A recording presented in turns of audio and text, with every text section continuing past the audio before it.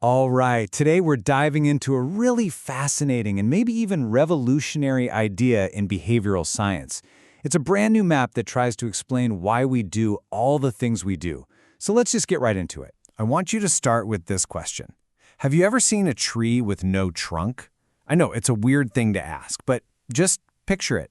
You've got all these branches and leaves and twigs, but they're just kind of floating there, completely disconnected, with nothing holding them all together. Well, that strange floating tree, that's actually a pretty great metaphor for what behavioral science looks like today. We've got hundreds of these amazing branches, right? Things like cognitive behavioral therapy, or CBT, acceptance and commitment therapy, ACT, all these really useful tools. But they're not connected. There's never been one central unifying trunk.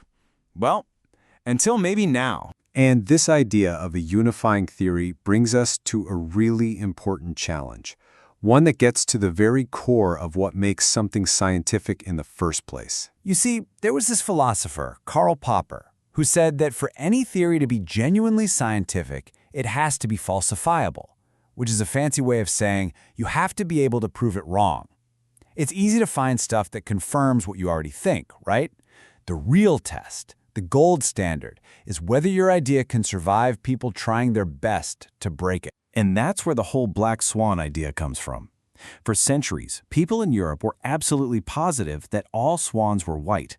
I mean, every single swan they'd ever seen was white. It confirmed their theory over and over. But then, all it took was one trip to Australia and the discovery of a single black swan to completely shatter that entire belief. A theory is only strong if it holds up when you're actively looking for that one black swan. So that brings us to the Unified Behavior Model, or UBM. Now, its creators are making a huge claim. They say it's the very first unified and falsifiable model in behavioral science. And it makes a really bold statement that all human behavior, everything we do, comes from the interaction of 4 and only 4 elemental forces. Not 5, not 10, just 4. And this is where it gets fun. This sets up the Black Swan Challenge.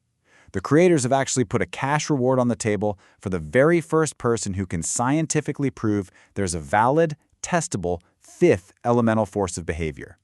If you can find that behavioral black swan, the whole model comes crashing down. And people have already tried. The model has been stress tested by some really powerful AIs like Gemini and DeepSeek. They threw out all sorts of candidates for a 5th element, things like self-organization, free will, even consciousness itself. But every single time, these ideas turned out to be properties that emerged from the system, not a new fundamental piece.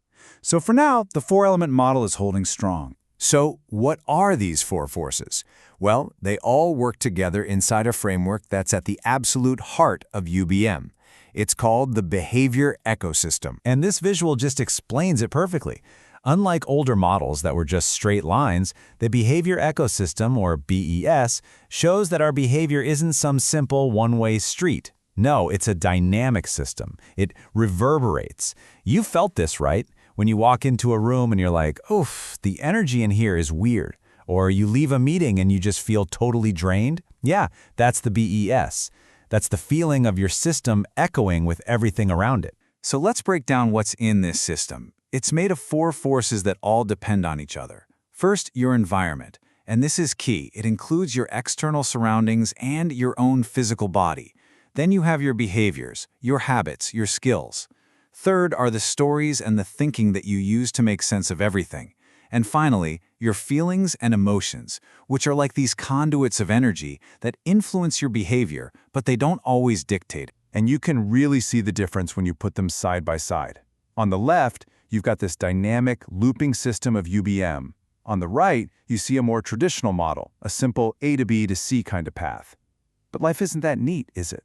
The power of UBM is that it actually reflects the messy, interconnected reality we all live in, where everything is constantly influencing everything else. And here's a huge insight from this model. All of our behavior, every single thing, is goal-directed. Even something that feels mindless, like doom scrolling on your phone for an hour, it's actually serving a purpose, you know?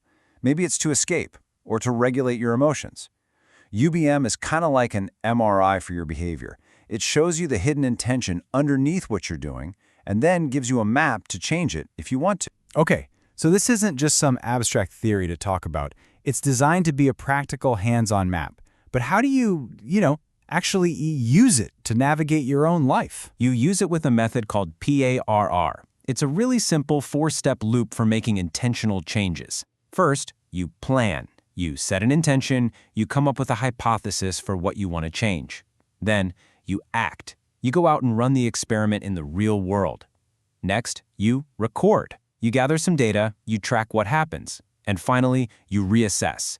You look at the results, see what worked, what didn't, and you tweak your plan for the next go-around. Now, if that process sounds a little familiar, it should. PARR is basically a perfect mirror of the scientific method itself. The plan is your hypothesis. The act is your experiment. Recording is gathering data, and reassessing is analysis and refinement.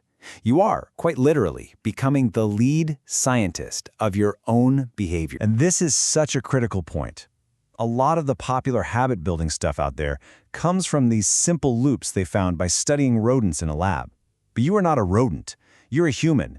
You have this incredible capacity for choice, for intention, for reflection.